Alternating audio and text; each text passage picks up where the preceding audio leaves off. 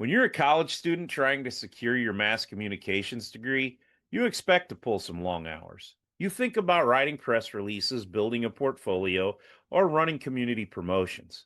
What you don't expect is suffocating inside a giant, sweat soaked bulldog suit, effectively blinded, and fleeing a local sandwich shop after an accidental public groping incident. In the scorching summer of 2001, I was doing a public relations internship for the Bluff City Bombers Summer League baseball team.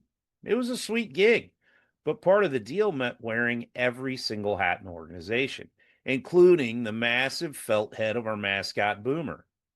On this afternoon, I was sent to the grand opening of the first Jimmy John's in Godfrey, Illinois. The place was packed, and inside my furry sauna, I was practically operating on zero visibility.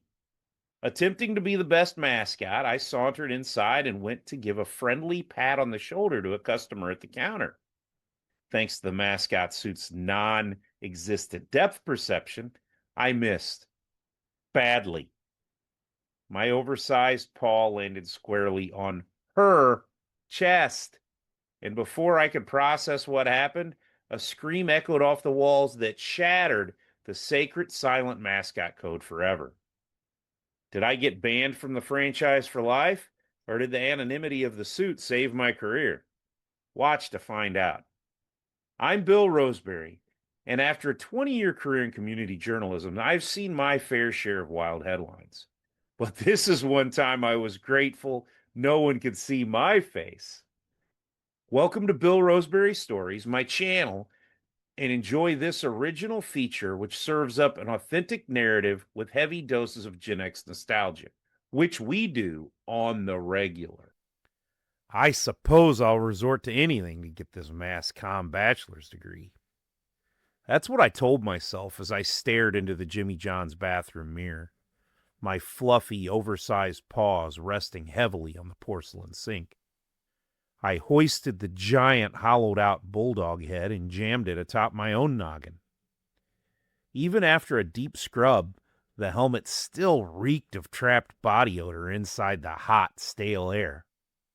Dressing as a mascot wasn't exactly in the formal internship description, but doing public relations for a summer league baseball team meant wearing every hat, or in this case, giant felt head, in the organization. I was a human Swiss Army knife. I sold outfield fence signage, pinned bios for the team program, designed the daily inserts, acted as official league scorer, and performed my personal favorite duty, managing the between-inning promotions. My signature event was a spaghetti eating contest where adults sat on the field and buried their faces in pasta, hands-free. It made me reminisce of the pie-eating scene in Stand By Me every time. I'd be silently chanting, "Lord-ass, Lord-ass, Lord-ass," in my mind. It was disgusting, chaotic, and absolute gold. Today's mission, however, was a grand opening for the new Jimmy John's in Godfrey, Illinois. It was the summer of 2001, and this was the first location in the Metro East, so it was the biggest ticket in our corner of the world. The owner was helping sponsor the Bluff City Bombers team, which offered brilliant summer entertainment for neighboring Alton. Every player on the team had collegiate eligibility and came from colleges all over the country to play. It was an easy and fun gig for a summer internship. My pitching coach for my high school baseball team was the owner, so it was a no-brainer for me to land the gig and be around an excellent brand of baseball at the same time. I chose it over taking a shot interning for the St. Louis Rams at Western Illinois University in Macomb for the summer. Sure, I would have spent a couple months with the last two NFL MVPs, Kurt Warner and Marshall Faulk, but I would have had to wait until December to graduate college, and I would be 25. It was sad enough I'd procrastinated to 24 to graduate college. My whole life was passing before my eyes. Speaking of eyes, Mine were already stinging with sweat as I pushed open the bathroom door to begin my shift as boomer. The dining area was packed. Small children squealed as I lumbered out, rushing forward to tug on my fur and climb my massive felted feet. I followed the sacred Mascot code, which mirrored the monk and mime code. Absolute dead silence. My routine? Waving, touching my paws to my cheeks, patting heads, and offering stiff, furry hugs. It was basic mascotting 101.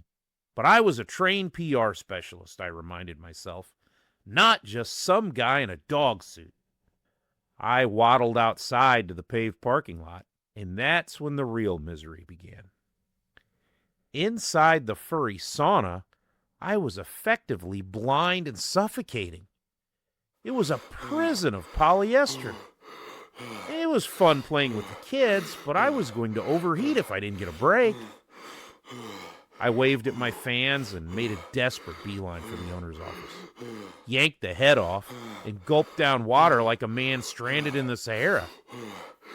Damn, it's hot, I wheezed. You're doing a good job, Bill, my old coach said, grinning. Keep it up. Wiggle that nubby tail a little more, though. The people love it. The Jimmy John's owner chuckled in unison with him. Seriously? I scoffed, gasping. If I move any more, I'm going to evaporate. I rolled my eyes, jammed the giant head back on, and trudged back to the front. The line for sandwiches had snaked all the way out into the lot. 10 minutes later, my eyes were stinging again, and I decided to head back into the air conditioning to perform my shtick. I sauntered inside, waving at the giggling crowd. A shorter, stout person in a ball cap, a loose t-shirt, and cargo shorts approached the counter. They were laughing at the giant, ridiculous bulldog, so I leaned in to offer a high five. They slapped my paw, and I reached down to give them a friendly pat on the shoulder. I missed. My oversized paw landed directly on their chest. I felt something soft and distinctly unexpected. My heart hammered into the red zone. I was 24, not a child. I knew exactly what supple body part I had just grabbed. I went entirely rigid. Suddenly, the silence of my mascot vow was shattered by a shriek from my pudgy victim that echoed off the sandwich shop walls. Ah! My titty! She screamed. The entire restaurant snapped their heads toward us like they just witnessed a 10-car pileup. I abandoned the mascot code entirely, waving my white paws in a frantic, desperate surrender. I'm sorry, I squeaked. I turned on my massive heels and hoofed it toward the parking lot at Olympic speed. When I risked a look back through the glass, the place was a scene of pure hysterics. My coach and the owner were doubled over, clutching their stomachs and gasping for air. Even the lady I'd accidentally assaulted was laughing, likely just as bewildered by the absurdity of being groped by a 7-foot-tall mascot. I stood there, hidden in embarrassment behind the fur, finally grateful for the anonymity of the suit. Maybe I'd just stay Boomer the Bomber Dog for the rest of my life. It felt safer than facing the world again. When I sprinted into the parking lot at Olympic speed, my heart was hammering into the red zone. But looking back through the glass to see my old high school coach and the owner doubled over laughing, and thankfully the victim of my oversized paw laughing right along with them, well, that was the biggest relief of my summer. I survived, I kept my internship, and earned a permanent appreciation for the anonymity of a giant bulldog head. Now, I want to hear from you. Have you ever worked a bizarre summer job, had a total case of mistaken identity, or accidental clumsiness in public? Drop your craziest workplace mishaps in the comments below. Smash that like button, hit subscribe, and make sure you're back here next week for more original content. And speaking of original content, This memory comes straight from my early days in communications and my decades as a journalist. Over a 20-year career, I've mastered the art of interviewing people, digging deep into their memories, and finding extraordinary stories hidden in ordinary life. Now I want to do that for you. I am officially launching Bill Roseberry Stories Written for You. This is a custom service where you and I will sit down for a one-on-one interview.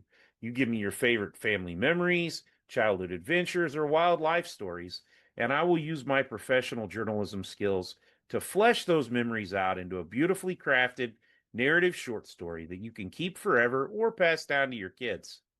Your memories deserve to be told the right way. Click the link in the description below to sign up and let's get your story written. And I'll see you next week with another original narrative feature right here at Bill Roseberry Stories.